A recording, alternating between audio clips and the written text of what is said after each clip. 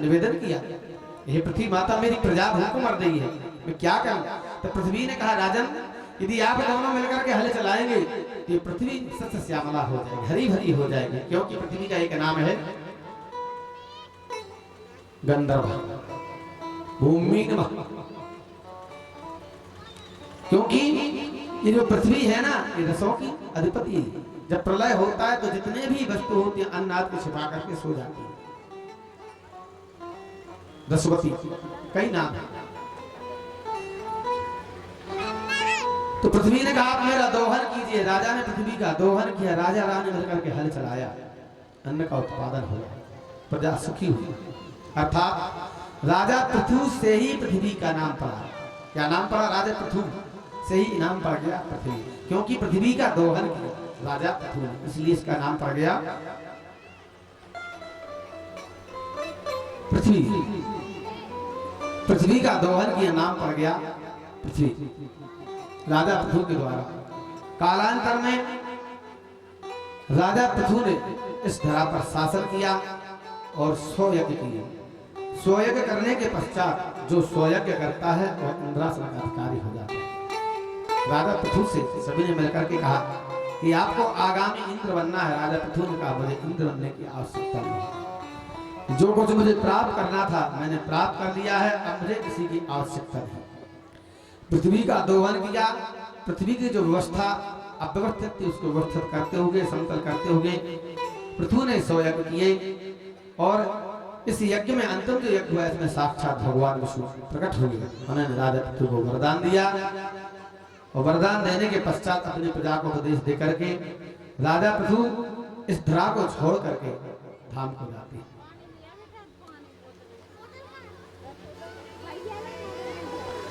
परलोक गमन कर जाते हैं तपस्या करने के पश्चात। और राजा पृथु के बाद जो है अब कथा आती है प्रचेतागण। प्रचेतागण दक्ष प्रजापति ने प्रचेतागण को जन्म, 10 प्रचेतागण को जन्म दिया। ये जो प्रचेतागण थे इनकी क्या विशेषता थी? ये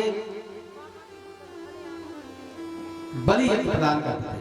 शास्त्रों में कहा गया है, मार्कंडेय पुराण में कहा गया है कि बलि मासादि पूज्यम विप्र वर्ज्या मयिरता।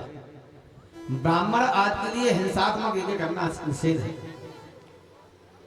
यज्ञ तो बहुत करते थे लेकिन इनके अंदर एक कमी थी कि हिंसात्मक यज्ञ करते थे।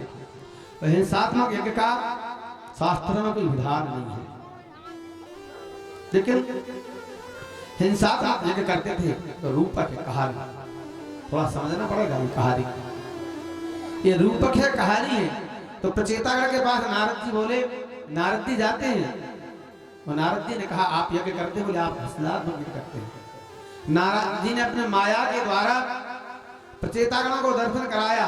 तो प्रचेतागण क्या देखते हैं कि जितने जानवरों की मैंने हत्या की है वे जानवर सब उल्टे टंगे हैं।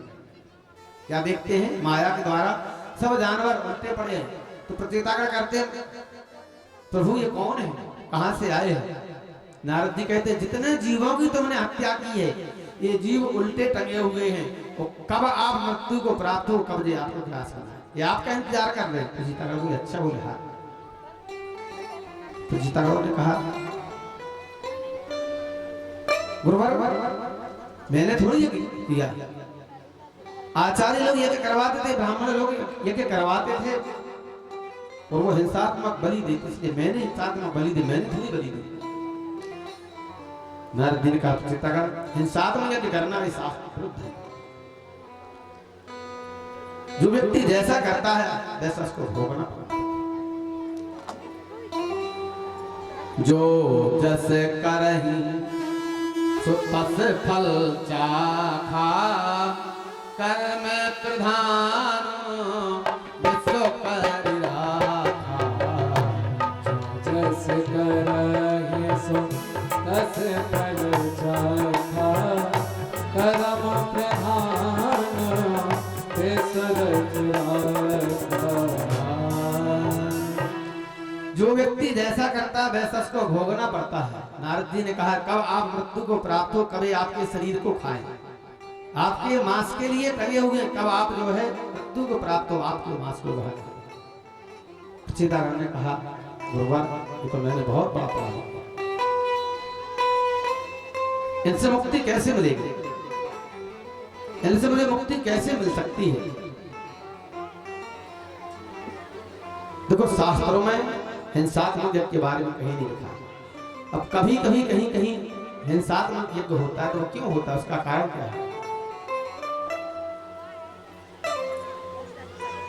बालाना मनुशासन, आपने देखा होगा बालक छोटा हो उसको फोड़ा हो जाता है, डॉक्टर के पास माता जाती है और डॉक्टर से कहती है डॉक्टर साहब उसको जरा देखिए, डॉक्टर साहब उसका ऑपरेशन होगा, ये कहती कि नहीं। और डॉक्टर के पास जाती बालक को लेकर के, बालक से कहती आज आपको दुकान पर चलना है, वो हम टॉफी खिलाएंगे। क्यों कहते हैं, इसलिए कि बालक रोए नहीं, पहुंच जाए। जबकि वास्तविकता कुछ और है, जाना है ऑपरेशन कराने के लिए, बालक से कहती है कि आपको दुकान पर चलना है, आपको टॉफी खिलाएंगे। बालक प्रसन्न होकर के जाता है, हेतु ऑपरेशन, कहती क्या है टॉफी खिलाएंगे। तो शास्त्रों में हिंसात्मक बारे में कहीं वर्णन नहीं है।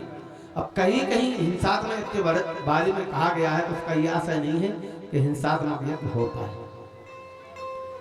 एक बालक था, विद्याध्ययन करने के लिए गुरुकुल में गया गुरुजी के पास।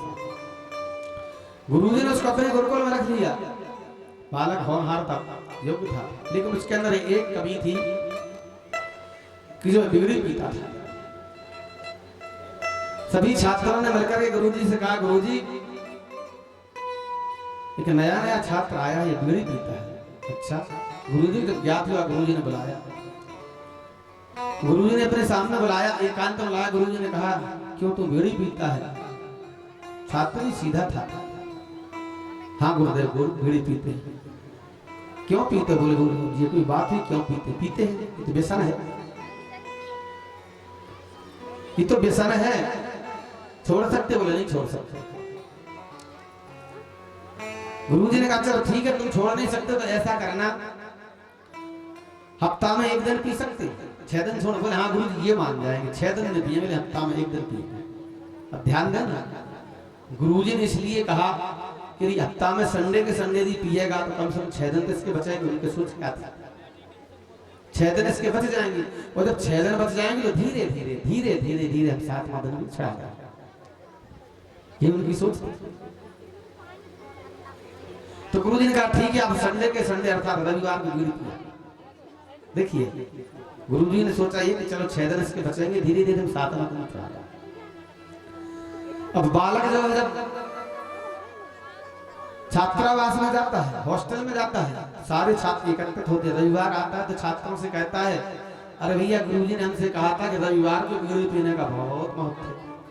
अच्छा बोले गुरुजी ने ये कहा था कि रविवार को पीना, तो छात्रों से कहता है कि गुरुजी ने हमसे कहा था कि रविवार के दिन बीड़ी पीने का बहुत महत्व है। तो जितने छात्र थे सारे छात्र बीड़ी पीने।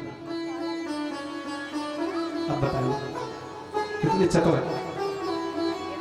छात्र हैं आजकल। गुरुजी ने इसलिए कहा था कि 6 दिन ये बचेगा, उसने सारे छात्रों से कह दिया गुरुजी ने कहा था कि प्रति रविवार बीड़ी पीने का बहुत महत्व है। तो गुरुजी ने ऐसा क्यों कहा, इसका आशय क्या है? इसलिए कि जो हिंसात्मक करते, जो हिंसा जन को अपनी जीव की हत्या के बिना जो रह नहीं सकते। देखो यज्ञ हमेशा तो होते नहीं, 10-20 आपके यहाँ भी करीब 20 साल बाद यज्ञ हुआ कि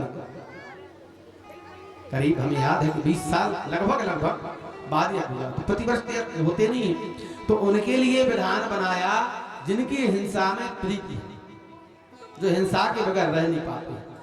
कभी कभी देखना आपने बकरा चल रहा है, मुर्गा चल रहा है, कहीं कुछ चलते हैं, जो उनके लिए विधान बनाया गया था, जो मांस के बगैर रहते नहीं, रोज यज्ञ होते नहीं। 10-20 साल में कभी होंगे तो चलो भाई एक यज्ञ हो जाएगा।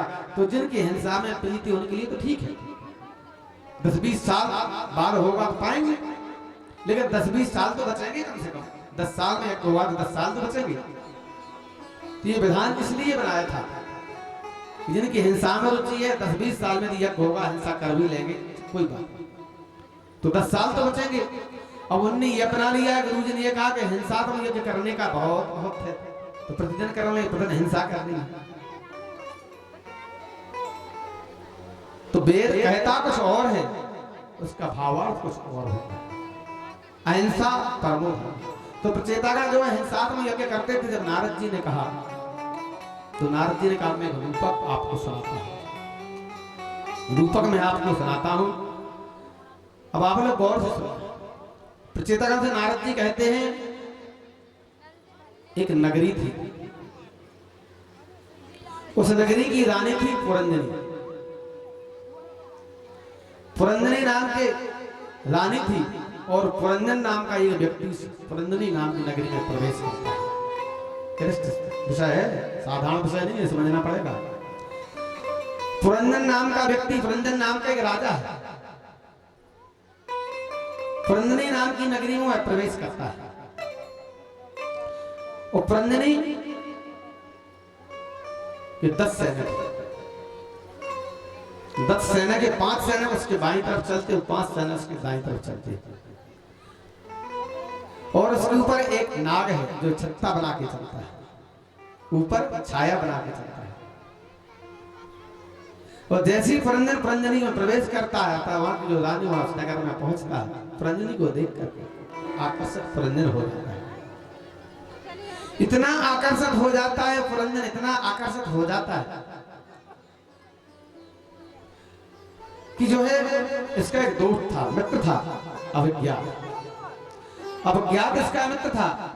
मित्र से मित्रता कम होती जाती है, धीरे धीरे मित्रता कम हो जाती है, पुरंजनी है मित्रता बढ़ती जाती है। अंत में अभिज्ञात को भूल जाता है।